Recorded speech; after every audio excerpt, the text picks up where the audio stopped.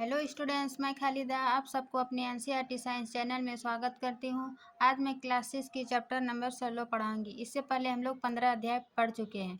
जिसने नहीं देखे हुआ चैनल पर एनसीईआरटी क्लास 6 नाम से प्लेलिस्ट बना हुआ है, आप वहाँ से देख सकते हैं। और आज ये अध्याय क्लास 6 का लास्ट चैप्टर है। अब इसका नेक्स्ट क्लास में हम क्लास 7 का अध्याय शुरू करेंगे साइंस। चलिए शुरू करते हैं। अध्याय 16 कचरा संग्रह एवं निपटान। कचरा क्या है? जैसे कि हम बाजार से वस्तुएं लाते हैं तो प्लास्टिक में लाते हैं। वो प्लास्टिक को फिर हम क्या करते हैं? उसे फेंक देते हैं। मतलब हमारे प्रतिदिन के कार्यों में अनेक प्रकार के कचरा उत्पन्न होता है जो कि हमारे लिए उपयोगी ना हो, है ना। उसे क्या कहते हैं? कचरा कहते हैं। जैसे कि घरों का कचरा, मल प्रवाह, उद्योगों से व्यर्थ जो पदार्थ निकलता है, फिर है पैकिंग की वस्तुएं, टूटे हुए वाहन, फिर पुराने टीन के डिब्बे, पार्कों का कचरा, ये सब क्या है? कचरा है। फिर उसका संग्रह मतलब उसका स्टोर कैसे करते हैं हम लोग, कहाँ जमा करते हैं। फिर उसका निपटान, इस कचरे का निपटान कैसे किया जाता है, आइए इस अध्याय में हम जानते हैं। पहले जाने कि कचरा क्या है। फिर कचरा क्या है, दो टाइप का होता है। क्या है? एक फर्स्ट नंबर जैव निम्न करणीय और एक जैव अनिम्न करणीय। जैव निम्न करने में क्या आता है कि फल व सब्जियों के छिलके जो कि अपघटित हो जाता है उसे जैव निम्न करणीय कहते हैं। जैसे घरों की सब्जियां, छिलका, ये सब। फिर और जैव अनिम्न करने में होता है प्लास्टिक, ग्लास, कांच, टीन, ये सब जो कि अपघटित नहीं होता है उसको जैव अनिम्न करणीय कचरा में कहा जाता है। फिर हम जानते हैं कि कचरे का निपटान, इस कचरे का निपटान कैसे किया जाता है। तो इसका निपटान करने का 3 तरीका बताया गया। एक कंपोस्टिंग, दूसरा है वर्मी कंपोस्टिंग और तीसरा है कागज़ का पुनः चक्रण। सबसे पहले हम जानते हैं कचरे का निपटान। कचरे का निपटान में सबसे पहले जैसे हम अपने घरों से निकाले हुए कूड़े कचरे बाहर में फेंक देते हैं, मतलब इकट्ठा करते हैं।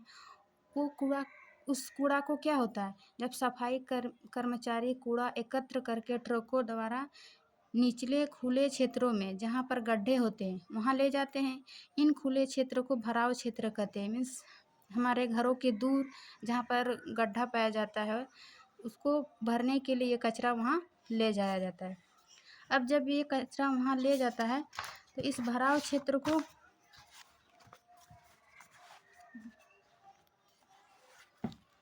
कूड़े कचरे को अनुपयोगी और उपयोगी और अनुपयोगी भागों में बांटा जाता है। अनुपयोगी भाग को क्या करता है कि अनुपयोगी भाग को भराव क्षेत्र में फैला देता है और उसके ऊपर मिट्टी डाल दिया जाता है और उसमें पार्क या फिर खेल का मैदान बना देता है अनुपयोगी पदार्थ का। और फिर उपयोगी पदार्थ का उसी के आसपास उसी अनुपयोगी जहाँ पर पार्क और मैदान बनाया उसी के आसपास क्या करते हैं, निपटान के लिए भराव क्षेत्र, कंपोस्ट बनाने का क्षेत्र विकसित किया जाता है। किसका? उपयोगी पदार्थ का कंपोस्ट बनाया जाता है और अनुपयोगी पदार्थ को भराव क्षेत्र में भरकर पार्क या मैदान, खेल का मैदान बना दिया जाता है। उस प्रकार एक क्रियाकलाप दिखाया गया है कि 4 गड्ढा लेते हैं और अलग अलग कचरे का टाइप, जैसे जो अपघटित हो जाता है, जो अपघटित नहीं हो पाता है, इस प्रकार ये कुछ दिन के लिए गड्ढा में छोड़ दिया जाता है। फिर बाद में देखता है कि कचरा पूर्णतः विघटित हो जाता है, मतलब गल जाता है और उससे कोई दुर्गंध नहीं आता है। तब इस प्रकार ये खाद बन जाता है, मतलब कंपोस्ट बन जाता है। कंपोस्ट क्या है? एक काले रंग का पदार्थ है जो कि खाद बन जाता है और यह कूड़े कचरे के पूर्ण रूप से गलने सड़ने से बनता है और इसमें कोई गंध नहीं होना चाहिए, तब ये कंपोस्ट बनता है। कंपोस्ट एक प्रकार का खाद ही है जिसका उपयोग पौधे के लिए किया जाता है और कुछ पदार्थों के सड़ने गड़ने में खाद में परिवर्तित होने की प्रक्रिया को कंपोस्टिंग कहा जाता है। तो ये क्रिया करके वो कंपोस्टिंग बनाने की विधि सीख रहा है, जिससे कुछ पदार्थों विघटित और खाद में परिवर्तन होने की प्रक्रिया को कंपोस्टिंग कहा जाता है। फिर है कुछ शहरों तथा नगरों में नगर पालिका हमें 2 प्रकार के कचरे का एकत्र करने के लिए 2 अलग अलग कूड़ेदान देते हैं, जैसे कि एक नीला और हरा, 2 डब्बा देते हैं। तो नीला में क्या कौन सा पदार्थ रखते हैं और हरा में कौन सा पदार्थ रखते हैं? नीला में जो कि पुनः अपघटित नहीं, पुनः उपयोग किए जा सकने वाले पदार्थ रखते हैं, जैसे कि प्लास्टिक, धातुएं तथा कांच।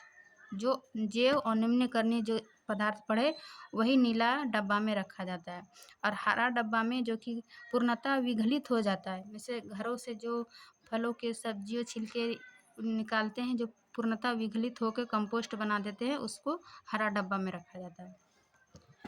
इस प्रकार हम फसल में जो अनुपयोगी पदार्थ होता है उसको जलाकर कुछ समय के लिए छोड़ दिया जाता है और वो फिर कचरे खाद में परिवर्तित हो जाता है।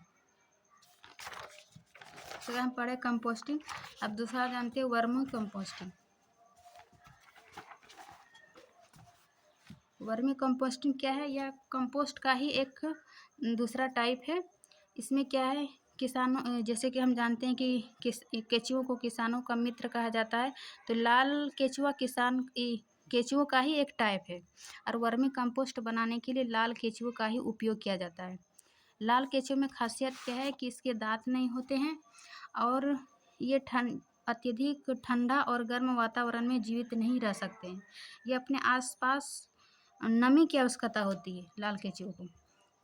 और इसको बनाने के लिए सबसे पहले हम एक गड्ढा या फिर कोई लकड़ी का बॉक्स लेते हैं और उसके स्थान पर उसको ऐसे स्थान पर रखते हैं, ना तो बहुत अधिक गर्म हो ना अत्यधिक ठंडा, क्योंकि उसको नमी चाहिए। आप उसको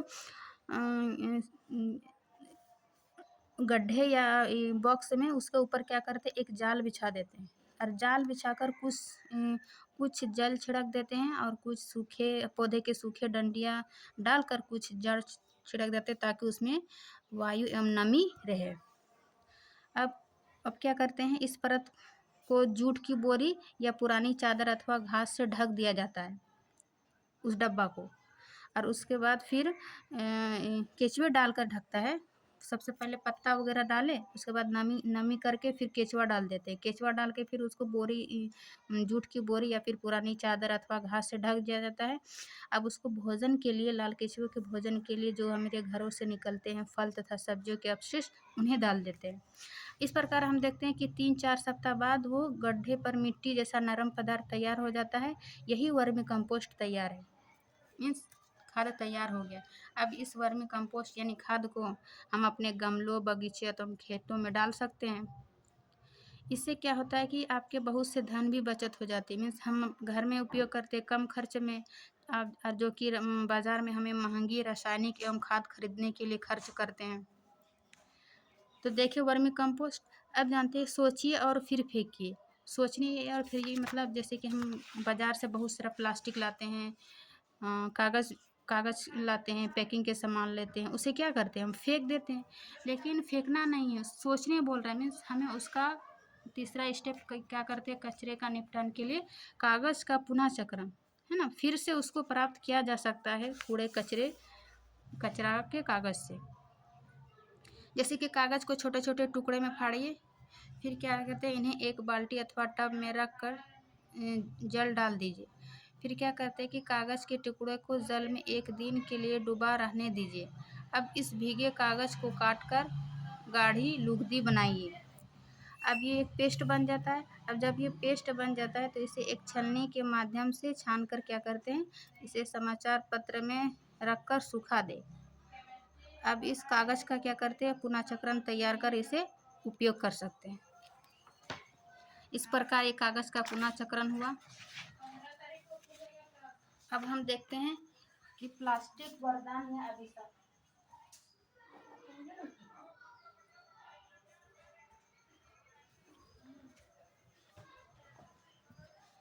प्लास्टिक वरदान या अभिशाप, मीन्स प्लास्टिक हमारे लिए वरदान है या अभिशाप। जैसे कि हमारे घरों में खिलौने, जूते, थैले, पेन, बोतल, बाल्टी, टूथब्रश आदि ये सब क्या है, प्लास्टिक के बने होते हैं। इसका उपयोग हम लोग ना तो प्लास्टिक गर्म करने अथवा जलाने पर हानिकारक गैस होते हैं, इसको ना तो हम जला सकते हैं क्योंकि जलाने से भी अत्यधिक हानिकारक गैस मुक्त होती है, जो कि स्वास्थ्य संबंधी, जिनमें मानव कैंसर भी उत्पन्न होता है, स्किन डिजीज हो जाता है, इसमें बहुत सारे बीमारी हो जाता है।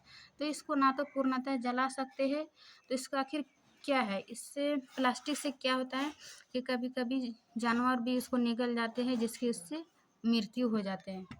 फिर हम आसपास फेंक देते हैं, जिसके आसपास गंदा सड़कों पर फैलने लगते हैं। भारी वर्षा के समय बाढ़ जैसी स्थिति उत्पन्न हो जाती है। फिर नाली नाले अवरुद्ध हो जाते हैं। इसलिए इसको कचरे को निपटान के लिए हमें कुछ कदम उठाना चाहिए, क्योंकि इसको ना तो पुनर्चक्रण कर सकते हैं और ना तो इसको जला सकते हैं। तो इसको प्लास्टिक के लिए क्या निपटान चाहिए? जैसे हमें प्लास्टिक की थैलियों को कम से कम उपयोग करें, जहाँ भी संभव हो बिना किसी दुष्प्रभाव के हम इन थैलियों का पुनः उपयोग करें। मीन्स प्लास्टिक का हम लोग कम से कम उपयोग करना चाहिए। फिर दुकानदारों से कागज़ के थैले उपयोग करने का आग्रह करें। खरीदारी के लिए बाजार जाते समय हम घरों के कपड़े अथवा जूट का थैला का उपयोग करें, प्लास्टिक का कम से कम उपयोग करें। फिर हम खाद्य पदार्थों के संग्रह के लिए प्लास्टिक की थैलियों का उपयोग ना करें। हम उपयोग के बाद प्लास्टिक के थैलियों को इधर उधर ना फेंकें। फिर हम प्लास्टिक के थैलियों और अन्य प्लास्टिक के वस्तुओं को कभी भी ना जलाएं। ये सब इसका निपटान का तरीका है। फिर हम कचरे को प्लास्टिक के थैलियों में ना भरें और बाहर ना फेंकें। फिर हम वर्मी कंपोस्ट का उपयोग कर रसोई के अपशिष्ट का विवेकपूर्ण निपटान करें। फिर हम कागज़ का पुनः चक्रित करें। हम कागज़ के दोनों ओर लिखें। रफ कार्य के लिए स्लेट का प्रयोग करें। अभ्यास पुस्तिका में बिना लिखे छूटे कागज़ को रफ कार्य के लिए उपयोग करें। इस प्रकार हम देखें कि प्लास्टिक का निपटान किस प्रकार किया जा सकता है। अब हम ये आपका चैप्टर समाप्त होता है। अब हम चलते हैं अभ्यास की ओर। अभ्यास में क्या है कि निम्नलिखित के प्रश्न उत्तर दीजिए। लाल केंचुए किस प्रकार के कचरे को कंपोस्ट में परिवर्तित नहीं कर सकते हैं? तो ये जैव और निम्नलिखित कचरे को कंपोस्ट नहीं कर पाते, जैसे कि जिसमें प्लास्टिक, कांच ये सब आते हैं, उसको नहीं कर सकते। फिर क्या आपने अपने कंपोस्ट गड्ढे में लाल केंचुए के अतिरिक्त किसी अन्य जीव को भी देखा है? यदि हाँ, तो उसका नाम जानने का प्रयास कीजिए, उसका चित्र भी बनाइए। तो जब हम मिट्टी तैयार हो जाता है, उसमें छोटा छोटा कीड़े मकोड़े भी पाया जाता है, इस प्रकार लाल केंचुए के अतिरिक्त।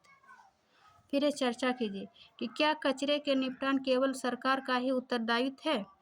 तो नहीं, हमें सरकार का तो उत्तरदायित्व है, लेकिन जनता का भी, जैसे हम लोग कम से कम प्लास्टिक का यूज करें, ये सब क्या है, हमारा उत्तरदायित्व भी है। फिर क्या कचरे के निपटान से संबंधित समस्याओं को कम करना संभव है? जी हाँ, हम लोग अपने खुद से जागरूकता होकर समस्या को समाधान कर सकते हैं। फिर है घर में बचे हुए भोजन का आप क्या करते हैं? हमें इधर उधर फेंकना नहीं चाहिए, हमें क्या करना चाहिए, जानवर को खिला देना चाहिए। फिर क्या है, यदि आपको आपके मित्र को किसी पार्टी में प्लास्टिक के प्लेट अथवा केले के पत्ते में खाने का विकल्प दिया जाए, तो आप किसे चुनेंगे? क्योंकि प्लास्टिक से तो हमें प्रदूषित होता है, तो किसे चुनेंगे? केले के पत्ते को चुनेंगे। फिर है विभिन्न प्रकार के कागज़ के टुकड़े एकत्र कीजिए, पता कीजिए कि इनमें से किसका पुनः चक्रण किया जा सकता है। तो पुनः चक्रण के लिए जैसे कि पुरानी किताबें, लिफाफे, पुराना अखबार, समाचार पत्र, ये सब क्या है, पुनः चक्रित किया जा सकता है। फिर लेंस की सहायता से कागजों के उन सभी टुकड़ों का परीक्षण कीजिए जिन्हें आपने उपरोक्त प्रश्न के लिए एकत्र किया था। क्या आप कागज की नई शीट एवं पुनः चक्रित कागज की सामग्री में कोई अंतर देखे? बता रहा है कि जो कागज को हम पुनः चक्रण किए थे और पहले वाला कागज में कुछ अंतर दिख रहा है, उसे आपको लिखना है। फिर नेक्स्ट क्वेश्चन है कि पैकिंग में उपयोग होने वाले विभिन्न प्रकार की वस्तुएं एकत्र कीजिए। इनमें से प्रत्येक का किस उद्देश्य के लिए उपयोग किया था? समूह में चर्चा कीजिए। पैकिंग के लिए प्लास्टिक और कागज़ की यूज करते हैं, तो उसका क्या करते हैं, जब हम उसको सामान निकाल के उसे फेंक देते हैं, मीन्स कचरे में परिवर्तित कर देते हैं। फिर है एक ऐसा उदाहरण दीजिए जिसमें पैकिंग की मात्रा कम की जा सकती है, जैसे कि हमें कपड़ों का थैले का यूज कर सकते हैं जो कि कम से कम उपयोग हो। फिर है पैकिंग से कचरे की मात्रा किस प्रकार बढ़ जाती है, इस विषय पर एक कहानी लिखिए। मीन्स हम छोटे छोटे सामान बाज़ारों में लाते प्लास्टिक से, इससे अच्छा है कि हम अपने घरों में थैले ले जाए, उसे एक ही में आ जाता है।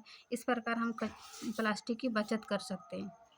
फिर है क्या आपके विचार में रासायनिक उर्वरक के स्थान पर अपेक्षाकृत कंपोस्ट का उपयोग उत्तम होता है?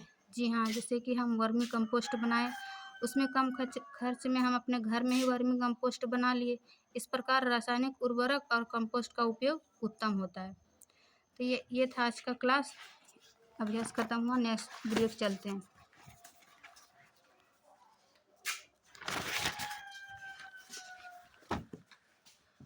क्लास 6 का ये आज का लास्ट चैप्टर का शॉर्ट नोट्स है, कचरा संग्रहण एवं निपटान।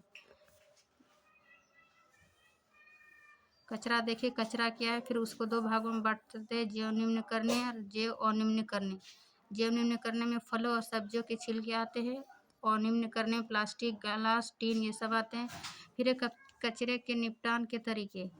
कचरे के निपटान के 3 तरीके। कंपोस्टिंग, जो कैसे बनाया जाता है कंपोस्टिंग वो देखें। फिर है वर्मी कंपोस्टिंग, जिसमें लाल केंचुए का उपयोग किए। दूसरा फिर है कागज़ का पुनः चक्रण किए।